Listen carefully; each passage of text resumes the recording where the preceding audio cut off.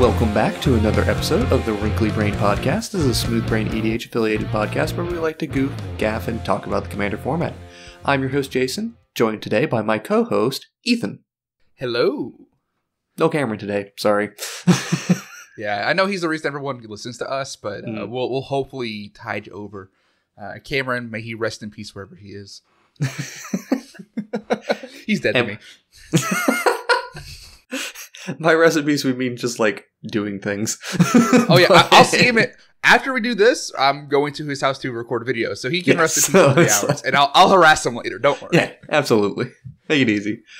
So we're just going to jump into this video because we just want to talk about some of the older commanders of the format. Like, there have been a lot of commanders printed in the last 10 years. Yeah, I messaged Jason about this topic, and I was like, there's been a large influx of cards in the past 10 years, especially. You look at the whole Magic as a whole. Jason, what was the amount of commanders printed since the beginning of Magic, and then since, what was it, 10 years ago? What were the ranges there?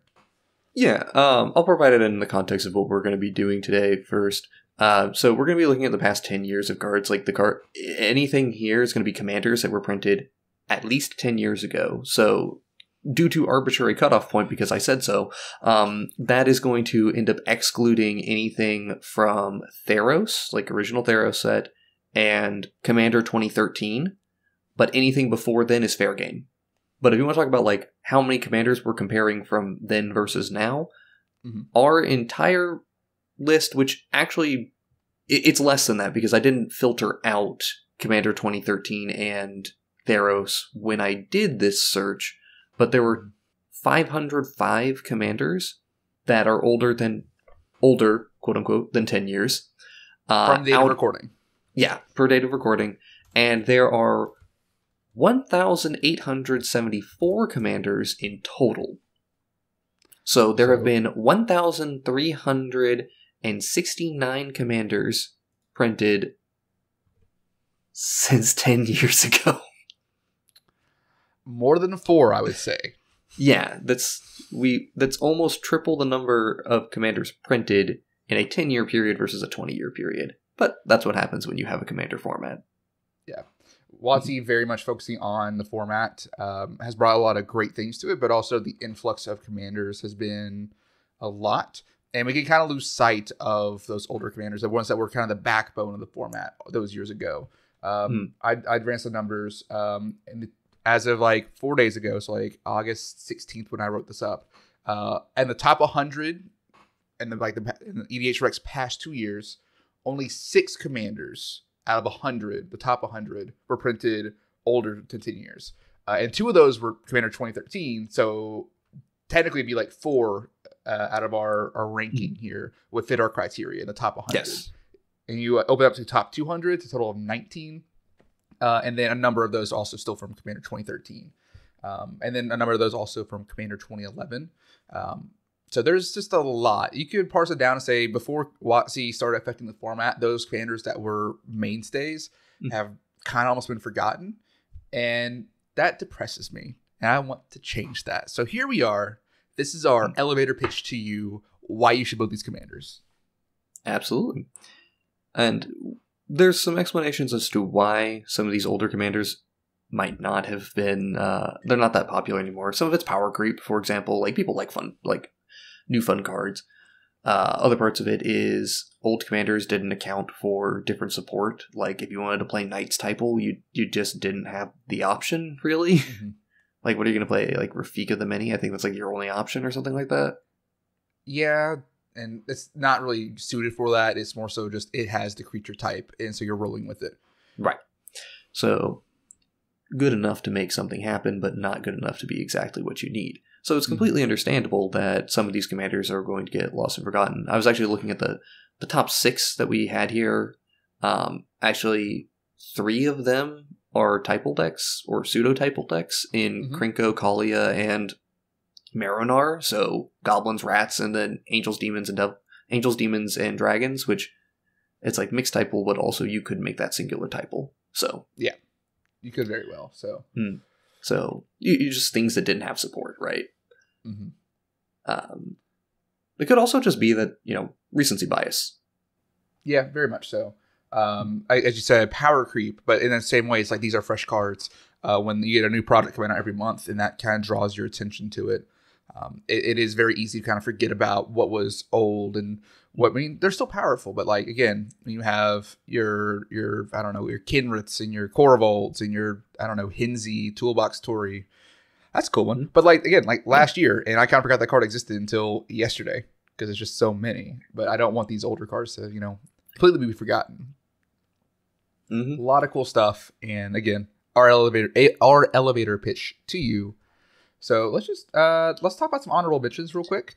I wrote the script. Brago King Eternal is from 2014, but he's kind of what I thought about when I was a commander that sparked this idea, because Brago is really cool.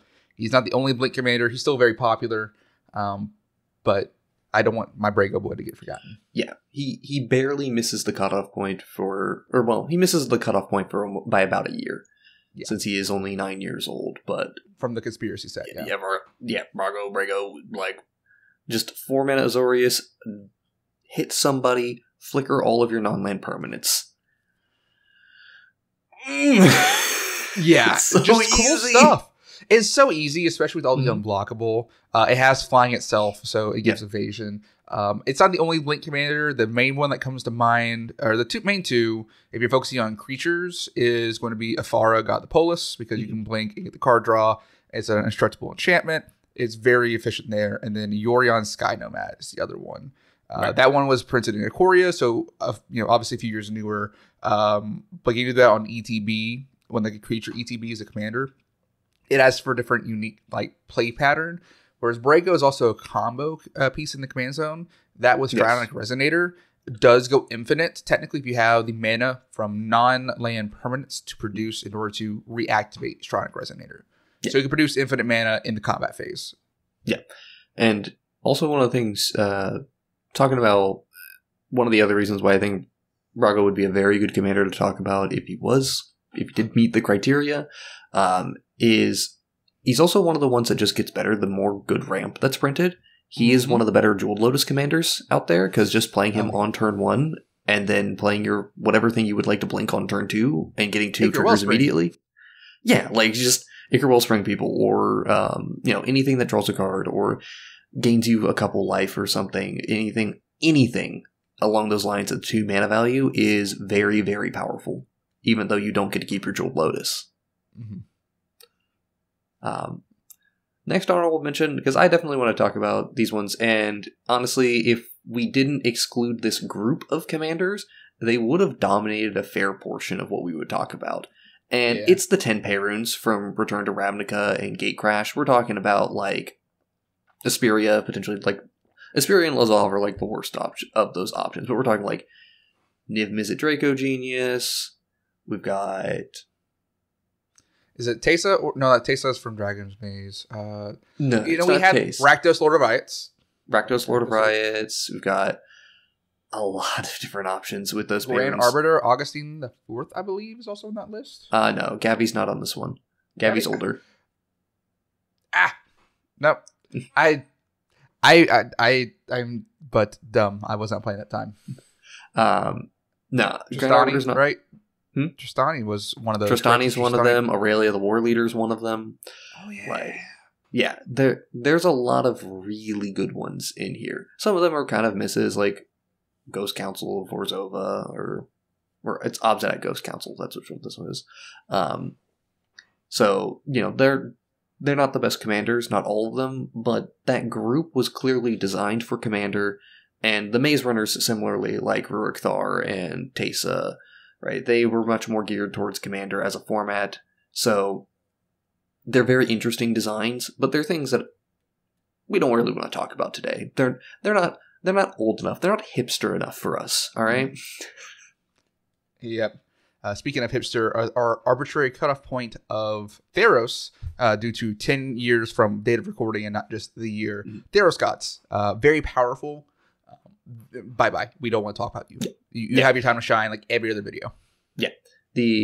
And specifically the 5 original Theros gods, they're all viable commanders. I mean, Erebos and Purphoros are by far the two biggest ones. But they're not really what we wanted to talk about today. And also, they barely missed the cutoff point as well. They missed it by like a month, so we'd be kind of remiss if we didn't talk about those ones a little bit. Yeah, I didn't want to delay the recording of this, or else we would have. But again, they would have dominated. We would have talked about probably at least one or two of them, and I'd rather talk about older or more unique options. Yeah, I probably actually would have maybe talked about a different Theros commander, but that's okay. That being, I'm curious. It's not one that I like in particular. I want to say right now because I don't have it in mind. But it's like the gods are the ones that I would talk about in terms of the gods are already the well played ones. So it would be exploring something else from Theros that's a little less played. And also hipster things, and we're going to put it in the honorable mention because I would get flamed if I didn't mention it. Hazezon Tamar. I'm a huge fan of Hazezon Tamar. I don't like playing green decks unless they're lands decks, and Hazezon Tamar is just a very, very fun and fair way to play Avenger of Zendikar in the command zone. It's very fun. It's not a great commander. Stop worrying about it. It's the best commander ever printed, obviously. I mean, obviously, it's 7 mana. It's so much value. Hey, if it had black, it'd be a great Stinging Study commander. Yes. An old Naya Lands. The OG Naya Lands commander. But let's jump into the actual list. Let's talk about... There is no particular criteria for this. This is kind of just as Ethan had mentioned, this is kind of just us selling you on some commanders that you might want to consider playing at some point. I know I personally try to limit the Commander 2011 commanders either. I know there's a few on our list because they're just good, but again, I wanted to focus on things before WotC started designing for the format specifically. Yeah. But there are a few of those in here, so please put the pitchforks and bonfires down. Mm-hmm. Also, Cameron has provided us with his list, but Cameron's not here, so we get to roast him when he can't defend himself. Yes, absolutely. But we'll start off with mine. We can roast mine first. So, my first choice is Arcum Dagsson. Yes. Arcum Dagsson is a 4-mana 2/2 that taps to sacrifice a artifact creature to tutor out a non-creature artifact and just puts it into play. So you get some massive cards very easily. Also, we're starting off strong with Cold Snap from 2006 on this one. Mm-hmm. Arcum Dagsson is rated 729 on EDHREC, and last I checked, the number of decks was a pretty respectable number. It had breached 1,000 if I remember correctly, but it was not massive. But anyway, mentioning how powerful the effects are in this commander, right? You just turn a creature into a non-creature. The easiest one that a lot of people know from old school scary stuff with Arcum Dagsson is Darksteel Forge. You just make it so insanely difficult to interact with Arcum and their board. Mm-hmm. The other thing you can do is Mycosynth Lattice, which... Yay! Yeah, with Card in the Grey Curator, now you have the ability to do a lock on your opponents. You also could have done things with established like a semi-favorable board state and then drop Null Rod, but that's kind of like not exactly what your deck wants to be doing, so a little bit awkward. But the big one is, new big artifacts are always going to be printed. Portal to Phyrexia is a new powerful piece. Gives Arcum a lot of control over that game. And you reanimate your artifact creature to just sacrifice in the next turn to keep fueling yourself. You're selling me pretty good, Jason, I'm not going to lie. If tutors weren't cringe, I'd be going for this right now. Yeah, exactly. The only concern is if you have something against tutoring, like a lot of our group, we prefer not to play with tutors just because we like higher variance in our games. It also makes for more interesting content when you're not just doing the exact same thing every game. Mm-hmm. This is still cool, especially if you want to play around like with an artifact as your secret commander. So, very easy to build around. Just make some artifact tokens and get whatever big one you want. Additionally, I will say that we put a lot of respect on this commander. For those who are unaware, we did an entire tier list called the Zur Scale. And if it's a 10, it's one of the highest, it's a busted commander. And we put Arcum as a 9-10 split between the optimized and unoptimized version, or unoptimized and optimized versions. When you really start optimizing Arkham, it is competing with some of the most powerful commanders in the format with ease. Yep. I know it's not a popular CDH commander anymore. It very much was a powerhouse, to my understanding, a while ago. Again, as you said, old school scary. But I think it still can hold up, at least in high power or some CDH tables, very, very well. It being mono blue in the CDH context, you still get good, powerful draw, and you get good interaction. Mm-hmm. And also, it's not hard to find a way to make an artifact creature. It's really not easy. You play a mirror. It's extremely easy. Yeah, you can play a mirror, or have you? There's so many dumb ways, like I say, you just make an artifact token off very little mana. And Psy Master Thopterus really made, trivialized a lot of this. I know the old card they used to play is or I think they still do play it, is Mere Reservoir, which is a 5-mana artifact that taps to make a 1/1 Mere Turbine. Or Turbine? I think it's Turbine. Whatever. One of the way. It's a 5-mana artifact that taps to make a mirror. It is Mere Turbine. Yeah. All right. Turbine. Mere Turbine, right? You just play that card and you can always guarantee having it. But now Portal to Phyrexia also meets that criteria for you. So yes. And it is so much better. Yeah. So Arkham's always a card I loved playing back before I had my mentality of Tutors are cringe. It's just so good. So good. Yep. All right, I guess I'll go on next. Absolutely. Artifacts, because I like artifacts quite a bit, if you guys couldn't tell from our content. Glissa the Traitor. This card is from Mirrodin Besieged in 2012 and is currently ranked 359 on EBH Rec. So this is Golgari Artifacts. Not your typical color combo. Very kind of out there. You have some good black interaction for artifacts, but green, they've been doing that recently with a few cards I can think of. But back then, it really was not green's thing. So having artifacts really be focused on this deck was great. Let me go ahead and pull Glissa up. She is a 3-drop. I should have been prepared for this. Why did I not have this card pulled up? Good lord. The Traitor. Yep. She's one of the... There's a lot of really unique things about her. For people listening at home, look at that stat line and those abilities and that casting cost. Oh, trust me. I'm going to mention all of that. Mm-hmm. So it's a black and 2 green for a legendary creature zombie elf with first strike and death touch, which is ridiculous.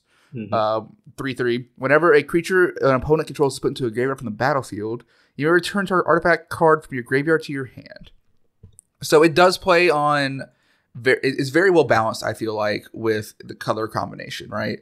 Yes. The first strike, death touch, first strike not necessarily, but the death touch in black, and then Rihanna or getting things back from your graveyard with the green side, the kind of the card's identity. I think it's really balanced and really cool. The things that are really cool to me: first strike and death touch, wombo combo, because you can just assign damage, and then their card is going to die. Either they're going to take 3. Get commander damage, or they're going to throw a creature on the bus, and unless it also has first strike, there is no way it's surviving to deal damage back to it. So very, very powerful. If you find a way to give the Glissa a ping ability, that death touch will deal the damage still. So 1 damage to it from Viridian Longbow, per se, as an example, because it's a card you can equip to tap and deal damage to a creature. That will just kill the creature. So essentially, you can tap your commander to get an artifact from your graveyard to your hand. Anything. And if you have ways to sack artifacts, almost like an aristocrat style or artifactocrat style, I would say, it can just loop through things. Common ways to take advantage of this would be like Disciple the Vault, ways to ping opponents whenever an artifact goes in the graveyard, or just powerful effects that you can just recycle. I like Mycosynth Wellspring. It's one of my favorite dumb cards for some reason. I bought original printing foil for some reason. It goes in this deck.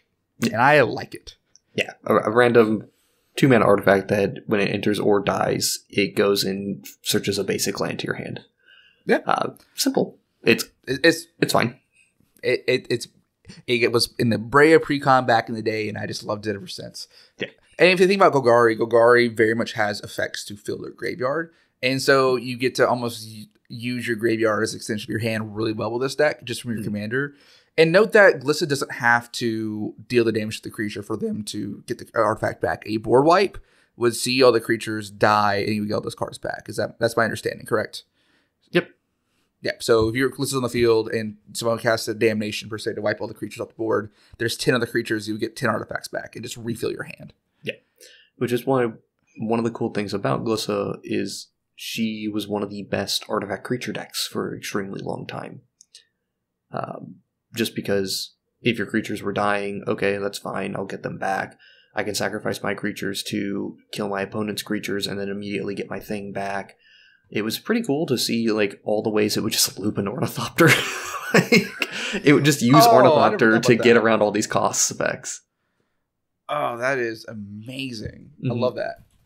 I'm a simp for Ornithopter and Commander. Are we Ornithopter simps now, Jason? Absolutely, always have been. Always have been, always will be. It's like, just making that most like useless artifact into a good card is just always fantastic. Why do I like Mycosynth Wellspring? The card's not good, but you can just find ways to take advantage of it and find it somewhat useful. And if you do it with Ornithopter too, sheesh, man, you're living the dream. Mm-hmm. All right, let's go on to Cameron's first one.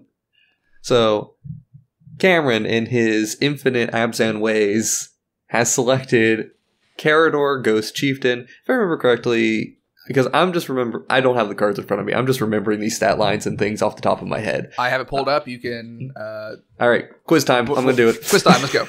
What is the CMC so, of this card? Or sorry, mana value of this card? 8. It's 5 and an Abzan. Correct. What is the creature type? Spirit Centaur? Centaur Spirit, so yes, correct. Mm-hmm. I'll dock you 0.5 points because of the... I'm sorry. Let me...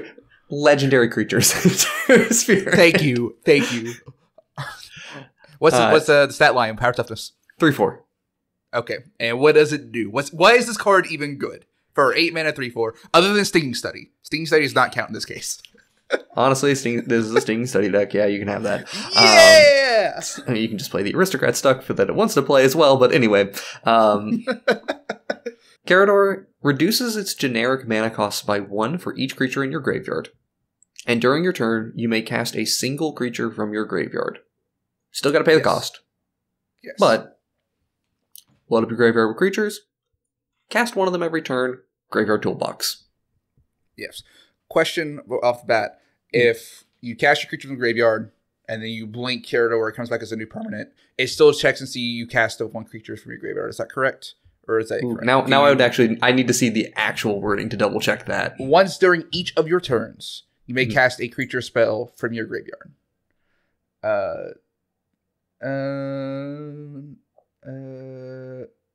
You may cast... Oh, it does! There's a ruling. If you cast one creature spell from your graveyard and then have a new Carador come under your control in the same turn, you may cast another creature spell from your graveyard that turn. Whew! This card is even better than I thought. Yeah, you get to do Flicker Chains with this. Which is cool. Gross. Disgusting. Cameron, how dare you? And the first line that Cameron put in the description is a more popular older commander and for a good reason. This is one of the commanders from 2011, the original Commander 2011 set. So obviously this commander was designed for Commander. It talks about it reduces its own cost, but how that works with command tax, it can reduce that cost as well. And it is ranked 162 on EDHREC. Still fairly popular. Very popular. It's top 200.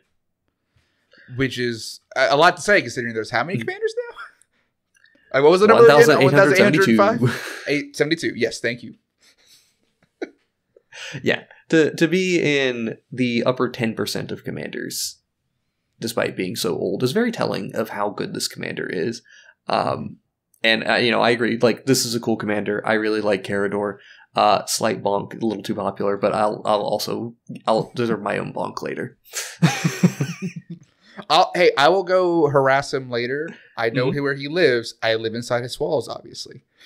Obviously. He doesn't know that fact. He's not going to listen back to this. I live inside his walls.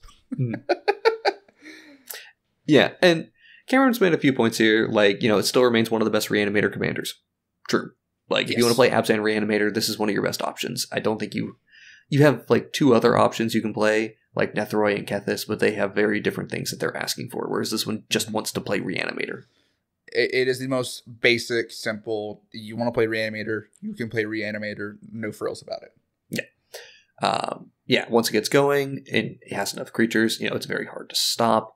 It's one of those commanders that it really exemplifies Abzan's whole bit of endurance, like just forcing itself through as a good mid-range deck. And I think that's really cool about it. I think it's very good.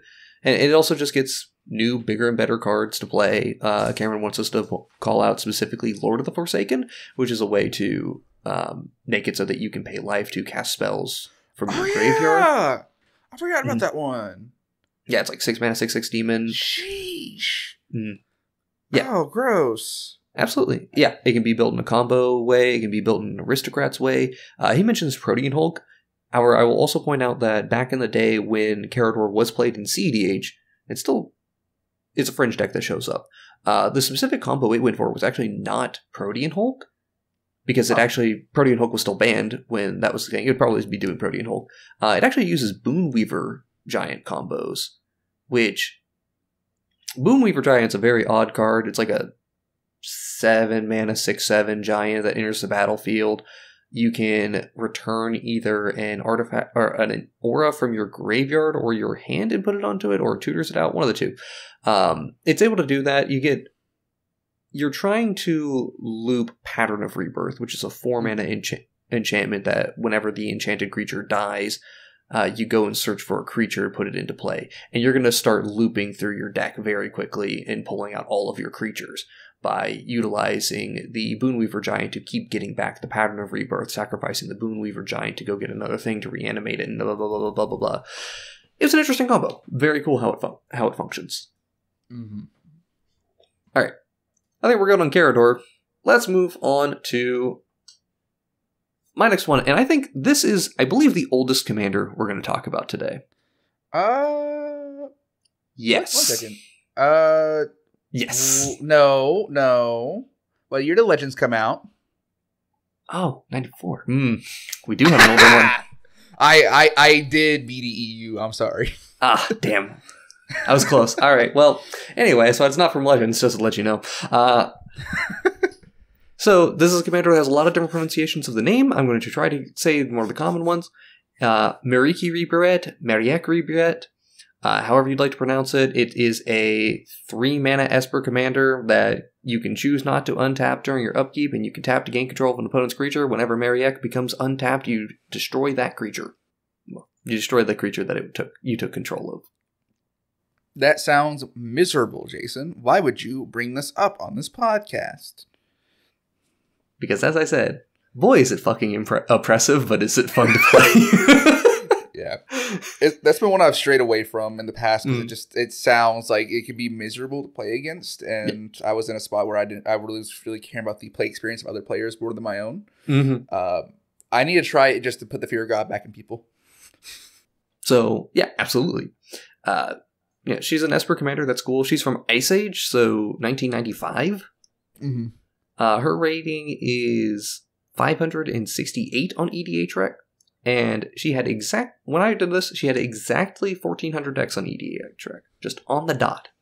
Very nice. Respectable number. And she's she's almost in the top 500, so she's doing pretty well for herself overall, but she's an older commander. Her age certainly does show. That said, she's fun. Oh yeah, there's things you can definitely do to take advantage of her ability. Untap Shenanigans to essentially use her as a removal spell. I believe if you copy the trigger with like Illusionist Bracers, you can get 2 creatures for the untap. And you're in Esper, so tutoring out these artifacts that you can use to take advantage of that tap ability is pretty trivial, honestly, considering blue, white, and black all have good tutors to find either any card or artifact specifically. Yeah, and one of the things to talk about here is just as kind of a meta thing of how Commander functions. It is more preferable for your Commander to have card advantage than for your Commander to have a different ability. You want them to be generating a resource for you. So it is not very common that you get a Commander like Mariek who, in particular with Esper Control, the Commander is the control piece as opposed to the card advantage, which offers some different options on how you would like to build your Commander. If you compare that to some of the more modern designs, like, say, Rafine, Rafine's going to draw you a million cards, but Rafine is not going to control the table. Mariek, however you want to pronounce it, definitely will. Yeah. It is definitely an interesting option. So, I think she's cool. Let's go on to the next one. Hey, we're talking about Esper again. It's like we like Esper or something in this house. We like Ornithopter and Esper colors. So, in artifacts, this is also the third artifact. Apparently, we chose very similar commanders because Jason and I are just on that wavelength. Sharuum the Hegemon came out in Shards of Lara in 2008. It's currently ranked 504 on the EHREC on the list. Let me pull up my tab for this because I did have this one prepared. It is a 6-drop, so 3 in Esper, for a 5/5 legendary artifact creature Sphinx. Flying. Whenever it enters the battlefield, you may return a target artifact card from your graveyard to the battlefield. So, another old school kind of scary card. It is a combo piece, right? Wow, Esper having a combo piece? No way. The combo works, namely, the card that comes to mind would be Sculpting Steel. Sculpting Steel is an artifact that enters the battlefield as a copy of any artifact on the battlefield. So, you can copy Sharuum, because it's also an artifact. And then we'll do how state-based effects work. You'll see 2 legendary creatures named Sharuum on each side of the field. You have to sacrifice 1, do legend rule. And then, let's say the original Sharuum would go to the graveyard. And you say, okay, ETB trigger of the Sculpting Steel, which is copying Sharuum. You can target the Sharuum and bring it back because it's in the graveyard before the trigger goes on the stack due to legend rule. So, just for clarification, as you mentioned, any artifact clone that can copy an artifact or a creature works here. This has to do a lot with this combo is really weird and it seems contradictory because people are like, well, that's an enter the battlefield trigger. How are you doing that? So, how state-based effects work in Commander, or rather in Magic, whenever something happens in the game, the first thing that happens is you check state-based effects, right? Oh, a board wipe just happened, or rather, a bunch of damage was just dealt. Let's check state-based effects, see which creatures need to die, and we move those to the graveyard. Then, we trigger any effects that would be involved. The legend rule is not a trigger. It is a state-based effect that happens. So, when you copy Sharuum with your Sculpting Steel, you get 2 legendary copies of Sharuum. One of them has to go to the graveyard as a state-based effect.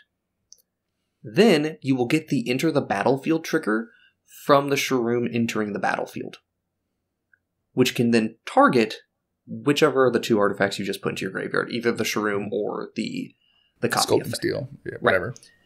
And now, because even though a Sculpting Steel, a non-artifact, just died, a Blood Artist can trigger because it became an artifact creature. Mm-hmm. So it's a very, very odd combo. It works just because of how the peculiarities of state-based effects work. And I've had to explain this one a lot because I used to play this in my Breya deck all the time. This was one of my primary win cons. Same here. Mm-hmm. It was a fun one. Yeah, I got a lot of respect for Sharuum. Sharuum is definitely old school scary. Yep.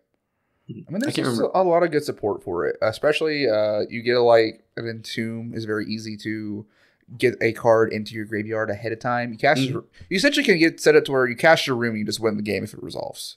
Very easily. Yeah. Very easily. If Sharuum enters the battlefield, you're probably winning. Yeah. And that's if you build it that way. You can obviously build it as an artifact value commander. Mm-hmm. Very easy to do that. It's just as a animation piece. If you blink it, then you can get multiple things back. And it's straight to battlefield, which is very impactful. You can cheat on mana cost with like a Portal to Phyrexia. Again, there's a lot of great things. Displacer Kitten in this deck's disgusting. I just realized. Yeah. Oh, God. Mm-hmm. Oh, God. I didn't even think about that. Oh, yeah.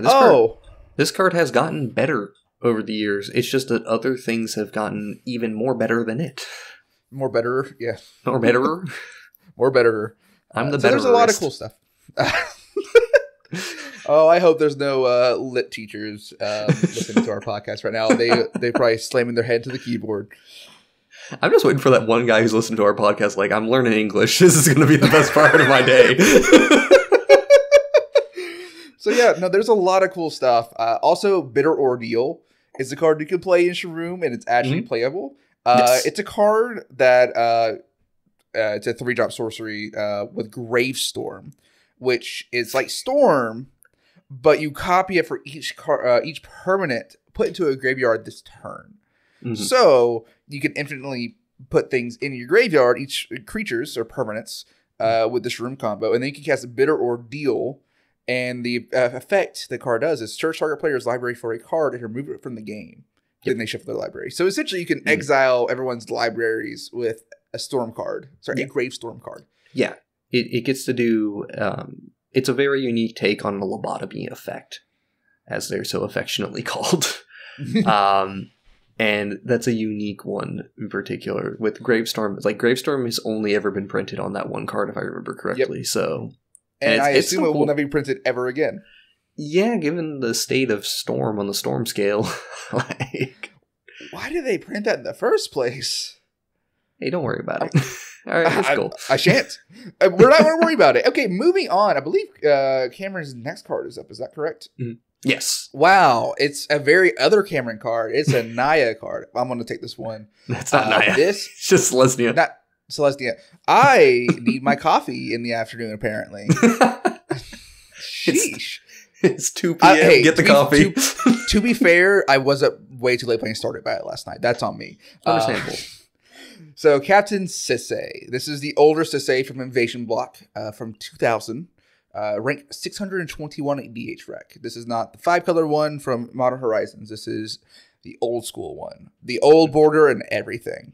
Yeah. It is a 2/2 legendary creature, human, I assume. I believe human soldier specifically. Human soldier. Yeah, human soldier. You're correct. It's just a 2/2, but you can tap it to search for a legend or legendary card according to the old text. So tutor for a legendary card. Put it in your hand and shuffle. Yep. So we talked about how Arkham Dagson's very powerful to get to just tutor out consistently. There is no cost. The only downside compared to Arkham is Arkham puts it strictly into play. This puts it into your hand. But usually that's not a big deal. You're in green. You have mana. So it doesn't really matter. Cameron's notes talk about a commander that gets better with the printing of newer, flashier commanders. Because every commander is a Sisay card. Because they're legendaries. Every legendary card is something that Sisay gets to look at and go, as long as it's in color, right? You get to go, I can play that.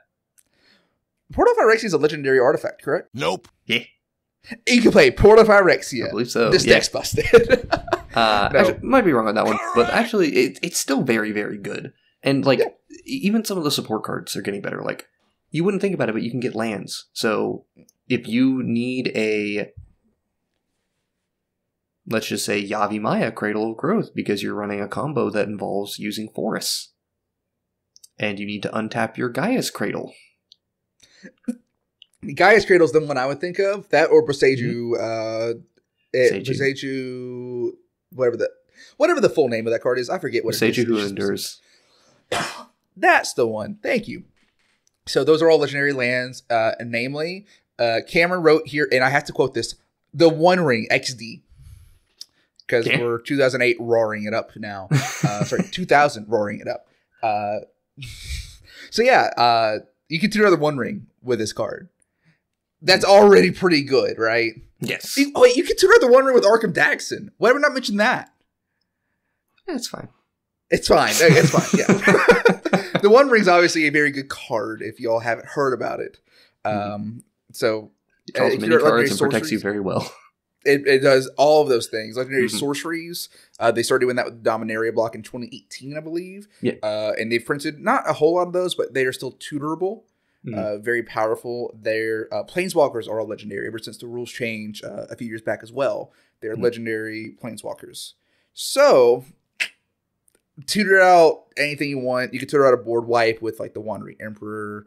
You can tutor out a way to flood the board. There is so much utility. Yeah, with Sisay, it is literally an open book. It's like, what do you want? I have it. Tutor heavy decks have always been well known for their ability to play toolbox, right? I can find the answer to my problem. I just need to make sure that my toolbox enabler stays alive, and that's easy. Sisay just don't let Sisay die. And Cameron so wonderfully put it, hey, stacks. Get the Fortnite dancing going. Stacks. No, we're not casting Battle Royale in this deck. That's more of an Edric Spymaster Trust card. No, yeah, very much you can do stacks very well because it's the card advantage you get, and especially it's so the quality of card advantage you get. I'm not sure if that's even a term we can really. It's like a decent term to use, but like you can have card advantage, but the quality of the card you have is just so high because it's exactly what you need. And then also, if you want to play like Secret Commander, Cameron has an obsession with Gaddock Teague. And I don't know why. I know why. He played Maverick in Legacy, and that was one of his pet cards. But he wants to play Gaddock Teague in Commander. We keep on telling him no. But he essentially can just play it as a Secret Commander in a Sisay deck, and we can't say no. So he gets he skirted the rules, all right? He's he's causing me misery. Yes. Sisay's very cool. I think she's a lot of fun. Also, as mentioned here, there's a CEDH variant of this deck as well to tell you the power level that we're talking about. This is a commander that can be anywhere from low tier Secret Commander jank things where it's just like, I wanted to play my monocolor commander, but I wanted to add green or I wanted to add white, so here we are. You get a lot of cool options. Sisay's great. Very powerful. All right, let's go on to my last commander here, my third one. I will take my bonking now. Bonk. You love playing her, you hate playing against her. It's Kaalia, baby. Wow, I never saw this coming. How could Jason talk about Kaalia of the Vast on this podcast? Hey, it's my first real commander deck that I built. I still have that deck. Ethan and I were talking about buying cards from Commander Masters recently. I don't know if anyone here saw my social media posts on it, but I actually bought cards for Kaalia just for the sake of upgrade. I never buy foils, just like, if I own the card, like, I don't need to buy an upgraded version of it. What does that matter? If I'm acquiring the card the first time, sure, I'll pick up the foil version because they're often, like, the same price. I'm holding up to our webcam the stack of Commander Masters foils I end up getting because I'm developing a problem. Yeah. As of, like, a month ago, I have started developing a problem, and I need to stop. But this foil training center and store, the foils in this the Commander Master set's too good. So yes, Jason agrees. He bought some. Bling that deck out, boy. Yeah, I mean, take it to your grave. So she's from Commander 2011, from 2011. Who would have thought? Right? Whoa. She is ranked number 15 on EDHREC. This is by far the most popular commander on EDHREC. There's 13,162 decks. Despicable. Terrible. Considering that I was like, yeah, Mariak doing pretty good at 1,400 decks. I'm going to go 10 times the amount. Yeah. Obviously, I'm joking. It's awesome that we have a older commander that's still holding up. It also just shows how powerful this thing was from the beginning. WotC definitely needed to have some, dare I say, QC on the power of some of the cards they printed for Commander. You have this, and you also have Zedra the Great-Hearted in the same set, technically. Yeah. So kind of swingy on power. I will say, like, she's a great commander. Like, all of her selling points here very quickly, right? Great creature types you get to work with. This is also a very fair card overall, even though you were massively cheating on mana. You were doing some very unfair things in a very fair way. Like, that's perfectly fine. You get to play with a lot of diversity in your creatures, weirdly enough, because, hey, it turns out 3 of the... God, I can't remember what it's called, but it's like the main creature of that form, the signpost creature, or whatever it's called. You get to play with 3 of them as the primary cards of your deck, and that's great. He works with all these different effects like protection, damage doubling, extra combats, card advantage, and Angels, Demons, and Dragons are very good at providing all of those things. One thing I want to talk about, though, for anybody who plays against Kaalia regularly, obviously you know to just kill her. But there's another thing that a lot of Kaalia players make the huge mistake on with this commander, which is attack triggers. The big one in particular is Aurelia the Ward Leader is very commonly misplayed in Kaalia decks.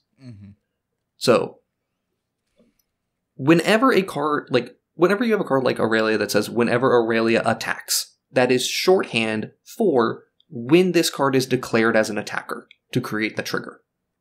because Kaalia puts the creature into play tapped and attacking, you will not get any attacks triggers. So, I see so many Kaalia players put in Aurelia and then immediately take an extra combat step. That does not work. You don't get to do that because Aurelia is coming in tapped and attacking, not being declared as an attacker. Naughty Kaalia players for many reasons, and that one specifically. Yes.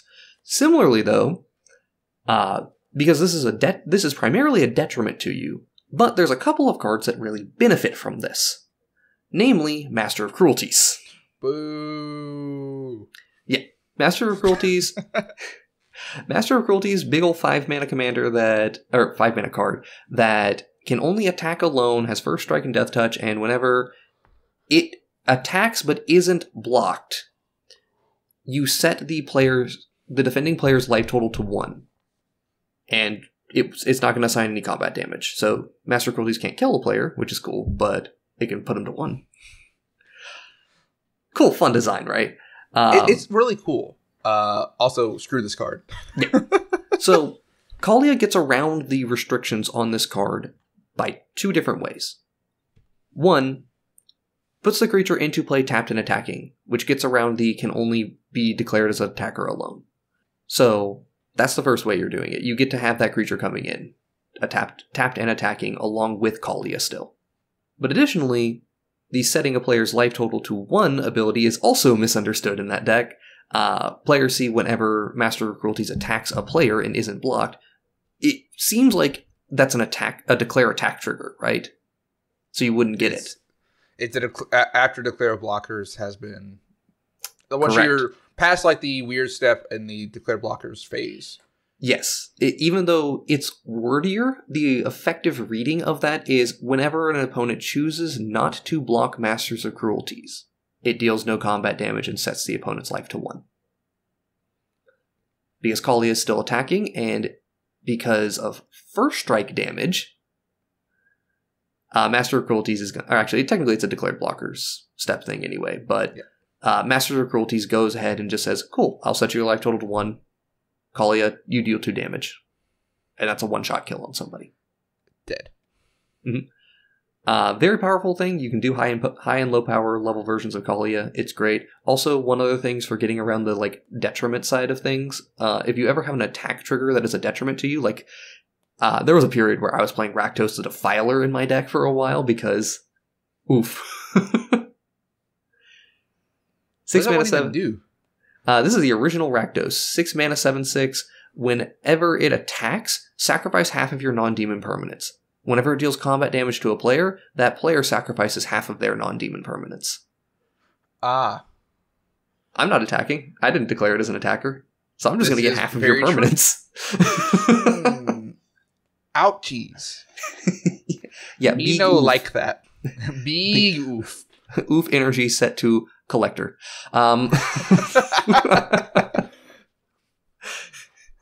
So yeah, I like Kaalia. She's great. Obviously, she's the most popular one on here, and I deserve my bonk for that. But I'm going to talk about her anyway. So can we move on to other cool commanders? Yeah, let's get into something we definitely haven't seen before. I mean, I don't think we actually played this on the channel yet. Mm-hmm. Dakin Blackblade.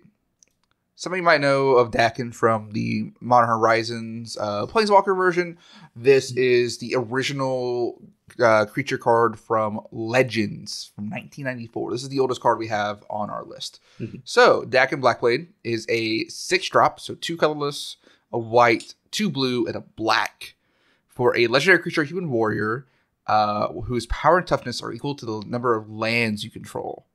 So if you have 5 lands, it's a 5/5. You have 7 lands, it's a 7/7. It scales up to that. Mm-hmm. Esper lands matters. Not a typical combo you see. It doesn't have green, namely. Jason wanted to bring in Hazes Tamar. Talk about lands. No, we don't need that green or red. Get that out of here. We got Esper. So land ramping these colors is a lot more difficult. You kind of have to play around with it. You don't get your Kodama's Reaches and your Cultivates. You have to play interesting cards. Colorless options, you have Walking Atlas to be able to put land cards from your hand into play through that. That kind of gets you ahead. White is really good about they've been printing a lot more of these recently of catch-up mechanics, right? You have cards such like Lantax is a very powerful card that's very old, really, really old, but it allows you to tutor out lands if your opponents have more lands than you. So it can very much get card advantage. Some interesting white ramp spells that I have put on this list. Sun Titan is technically a ramp spell. Mm-hmm. Brought Back is technically a ramp spell if you have fetch lands, because you can just get the fetch lands back. Yeah, most people so most people are familiar with Sun Titan, but Brought Back is a card where it's double white instant. Pick 2 permanents that were put into your graveyard from the battlefield this turn, return them to play. With fetch lands, you just crack 2 fetches and put them into play. Very cool. Mm-hmm. Sabine's Reclamation, also a ramp spell, because it says return target permanent with CMC 3 or less from your graveyard to the battlefield. And if you flash it back, you can copy it, so you can just get lands back. Right. So with fetch lands, this deck works really well with fetch lands and being to bring things back. Planar Birth was a card that I learned about that I had never seen before, and let me go ahead and pull that up real quick. Planar Birth is a weird one. I believe it's 1 and a white. For a sorcery, or to put all basic lands from all graveyards into play under the owner's control tapped. Why is this white? I mean, like it feels almost like Splendor Reclamation, but only white. And it's also 2 mana. It's 2 mana for this effect. Okay. It's that's that's very unusual. That's definitely it's so cool though. Like this is a deck that can actually take advantage of this and not in green. So if you're finding ways, if you're doing more reanimation strategy with your lands, getting to you're an Esper, you can mill things pretty consistently if you're in a library. Yeah. So you could go a mass reanimation, or if you're playing land destruction, I guess you can get things back with this. But granted, you'll get your opponent's basics too.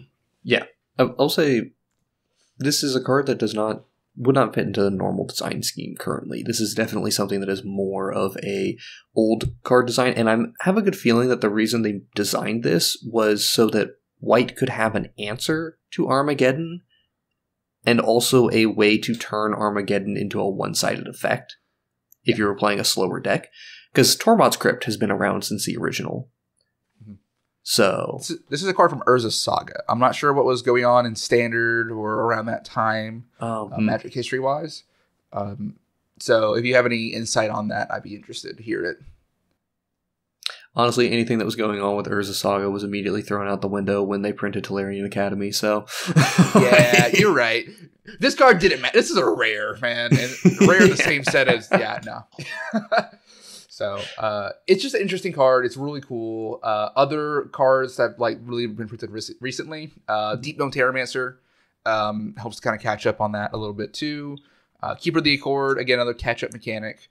If your opponents have more lands to you on their end step, you can go tutor out a land. Archaeomancer's Map, it kind of fits more with that basics, but again, it just helps you catch up. And if you have an opponent that's also ramping consistently, if you're against the Temur ramp deck, you are living the dream. Yeah. My note here is card is old AF, older than me, and that is a very true statement. And also a ramp deck that can play Sphinx's Revelation. That is sexy, okay? Did I say the word sexy in this scenario? It does things to the soul. Mm-hmm. Get into Sphinx's Rev for 12 on someone's end step and just refill with a full grip. It's so much better than that. You get to Sphinx's Rev for 12 on the end step, or on your turn, discard a whole bunch of cards you don't care about, a bunch of lands, who cares? And then you planar birth them back, baby. We cracked the code. Figured it out. Yeah, so it's really cool getting to kind of use White's way of getting things back from the graveyard. Almost like a Crucible Worlds, but more, you get more effects like that. They're more one-shot, but I think that kind of adds to the flavor here. You're not doing anything insanely super duper powerful, right? It is still, you're an Esper, but you get a big old commander that can swing in for damage. I would make the argument you were doing something inherently weak. But yes, but it's so cool. Also, the flavor of Dakon Blackblade with Blackblade Reforged that essentially double the power and toughness of your commander. That is cool flavor. If you're into flavor, you could definitely build Dakon to have some cool flavor in there. Absolutely. All right. let's get our last commander we're talking about today, which I'm actually really glad Cameron spoke about this commander. This was my fourth commander I was going to talk about if we went to 4. This was my fourth. And this is a fairly popular commander, but we're going to talk about Shirei Shinzo's Caretaker from good old Betrayers of Kamigawa in 2005. Glad we got some Kamigawa representation on this. Hey, actually, we got Commander Masters representation. This just got reprinted earlier this month. I was really happy when this card got reprinted at Uncommon. And with the dope alternate art, like it's got that the portrait style, like it makes me want to pick it up. Would you like to read Cameron's first note on this card after we read the description? Because I think you need to read this first. The note? Yeah, his first note on this card. I'll do that. But also, this card is ranked 209 on EDH Rec, so we barely missed the top 200. Really is a popular commander, but it gets to do some very unique things. Would you like me to read the note or try to remember what the card does? We gotta have setup. What does this card do in Cameron's eloquent words here? Black shitters.deck. Yes, it is indeed. More specifically, just 1 power things. Like, I mean, small. Is he wrong in that's what they are, though, right? Yeah, the whole deck is just small creatures. Really small creatures. Obviously, one of the most popular things about using Shirei, because Shirei's whole thing is, if a small creature, like a creature with power 1 on your side of the battlefield dies, it comes back to your hand. Hand or battlefield? I can't remember. It's battlefield. Oh, battlefield? It is battlefield. Yeah, that's why it's actually good. Yeah, if I've got it pulled up. It's a 5 drops of 4 and a black for legendary creature spirit, 2 power, 2 toughness. Whenever a creature with power of 1 or less is put into your graveyard from the battlefield, return that card to the battlefield at the beginning of the next end step if Shirei Shinzo's Caretaker is still in the battlefield. Mm-hmm. So that last little bit is the part that makes this a lot more balanced. Yes. Yeah. Still an in-step trigger, but that is more than enough. Obviously, you can play Mono Black Aristocrats, you can do all these little small things and looping a whole bunch of cool cards. And also the thing that most people do with this is just the premier Shadowborn Apostles deck. Oh yeah! Like, I didn't even think about that. Yeah. People love this card for Shadowborn Apostle shenanigans. Shadowborn Apostles just being a 1-mana 1/1 that you can pay a black and sacrifice 6 Shadowborn Apostles, and you go search for a demon and put it into play, and you may have any number of Shadowborn Apostles in your deck. I'm trying to look on EDH right. Am I just missing the Apostles in this EDH rec page? Maybe. I'm trying to filter. I know that a lot of people, or at least this used to be one of the big Shadowborn Apostles commanders. 338 decks are playing it. Oh, that's way lower than I thought it would be. It's usually like, people love Shadowborn Apostles. They will do. I think it's just because Shadowborn Apostle is like $1.50 a copy, so it's kind of hard to get a hold of the 30 plus you need for a good deck like this. How much are they nowadays? Oh, they're $1 each. It's not that bad right now. It's cheaper than it used to be. Since the reprint in Double Masters 2, it's definitely a lot cheaper, but it's still a little bit prohibitive on price because you have to have that many of a bulk common you can play in one deck. It's a little bit harder to sell. Mm-hmm. All right. Well, either way, like the thing is, there's a lot of 1-power black creatures that you wouldn't mind dying and getting back. You know, if you want your random rats that make your opponents discard a card, they all have 1 power. If you want some combo pieces, for example, Morbid Opportunist, you have one of your draw synergies now is actually just at 1 power, so that makes it easy, Pitiless Plunderer, to get a whole lot of mana and keep generating more and more advantage. I don't think there's any way for you to... Yeah, there's no like perpetual effects in Paper Magic to make it so that you can permanently reduce the power of one of your creatures that dies. No, thank God. Thank God. But hey, Viscera Seer and Blood Artist and Zulaport Cutthroat are all 0 power or 1 power creatures, which is fantastic. It's so nice. It's so awesome. Yeah. This is just a very, very fun way to do Aristocrats with a decently powerful commander, all things considered. Like, you have to play some subpar cards, so to speak, but a lot of the fun of Commander is making bad cards good. Mm-hmm. Very true. Oh, I'm seeing one on the EDH rec that I love this card. I had played this card in the Multani and Yargle deck. Still Devi Adnate. Is that how you pronounce that? The 2-drop 1/2 cleric. You could sack a black or artifact creature to add an amount of black equal to its mana value. Mm. You guys have played that in the deck? Oh, I love it. This is so great. Yeah, you get a black mana dork that's very unique. I mean, it's just a cool card. And also, it helps with the sack synergies. It's a card that seems like it fits really well in the strategy, but not much outside that. And that's what I love about decks like this. Like, you can find some really interesting cards that can only really work in decks like this. Mm-hmm. Yeah, I have a whole rant for another time about how a lot of Black's design space is, at least for Commander, is kind of like linear and restricted that I don't like compared to other colors. But at the same time, Shirei is one of those ones that says, okay, we're going to take that design element, something that isn't like very well known in Black, and we're going to add a restriction that completely turns it on its head. Mm-hmm. And it's a lot of fun because of it. Absolutely. This is actually a really cool deck. I'm glad that Cameron mentioned it. Mm. All right. And I think we are about done for the day. These are just 9 commanders that we thought were really cool. People should go and take a look at them again, even if mine was, Hey, it fit the restrictions that we had on naming these commanders. It's still one of those older ones.